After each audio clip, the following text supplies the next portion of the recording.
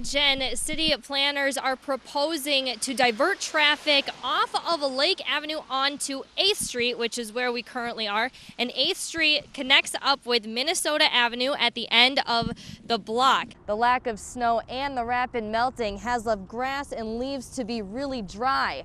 DNR officials say it's blowing at full force, which is causing some drifting on the roads, making for a treacherous travel. Protesters came and blocked the road that leads out to some of the drill sites and even tore up some of the erosion control. And right behind this wall is the Sachs Museum. Now what officials want to do is to make a pathway that will go directly into the museum.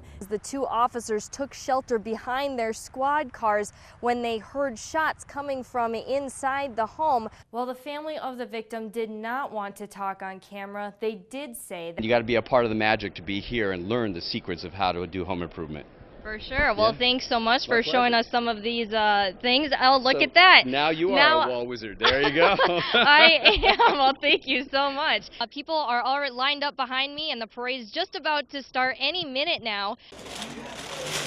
Once a month for the last 5 years, Carolyn Hill has stood in line to receive a box of food at the Second Harvest Food Bank. It's been the difference between having food on my plate or going to bed hungry.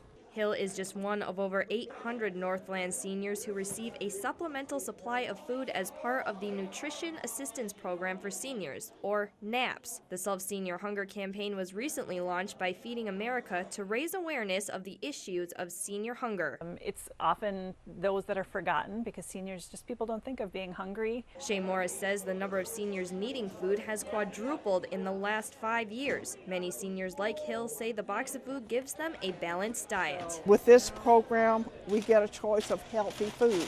And we get milk, we get cereal, we get canned goods, sometimes we get rice, whatever. It is a much needed program. By not having to worry about paying as much for food at the grocery store, seniors can spend their money on other expenses. After I pay my bills, there is no rest of my income. I have about $70 a month to pay for everything that I can't get with $20 worth of food stamps. Morris says there is plenty of food to go around. We just hope that seniors aren't too proud to ask for assistance if they need it, because there's plenty of really good food and good programs available to help assist them. Food is available to seniors at 35 regional food shelves across the Northland. In Duluth, Katie Anderson for KBJR 6 and Range 11. This is a once-in-a-lifetime trip. It's absolutely gorgeous, breathtaking. Oh, it's amazing. Absolutely beautiful. There are a lot of ways to describe the ice caves in Bayfield, Wisconsin, and by late afternoon on Saturday, more than 6,000 people had dressed up to see nature at its best. Grips on our shoes and poles. They seem to be dressing appropriately this year, so we're really pleased. New this year is a $5 fee for people 16 and older, but Park Ranger Lance Trombley says the fee ensures everyone has a great experience. We've got porta potties. We've got a lot of people here that's normally not working in the park, so we had to bring in a lot more staff. But if you were one of the lucky ones, you didn't have to pay. I didn't have to pay because we had a potty mouth kitty jar that the ringleader had to pay because he used too many naughty words, and so I didn't have to pay, so my trip's free. While there are many ice structures to see hanging above, people were also at awe at what they saw down below. I think just the depth of the water that you can see down, and you're almost afraid your first few steps that you're going to fall in, and then you're like, no, this is really thick. Park rangers say the ice is about 16 inches thick, but it may not last long. You know, anything after mid-March is suspect for the ice. It's going to be warming up. So it's best to get out and explore while it lasts. In Bayfield, Katie Anderson for KBJR 6 and Range 11.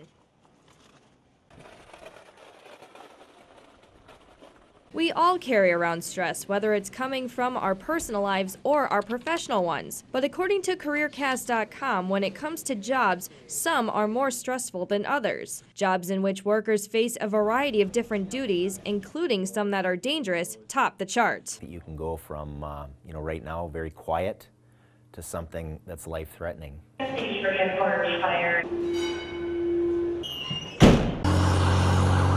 Firefighting is the #1 most stressful job in America, according to the Career Building and Resource website. Some firefighters say that stress builds when they hold someone's life in their hands. When we start getting into rescuing people, that gets a lot more stressful. That changes the game. When we're saving lives versus saving property, and life safety is always our top priority no matter what.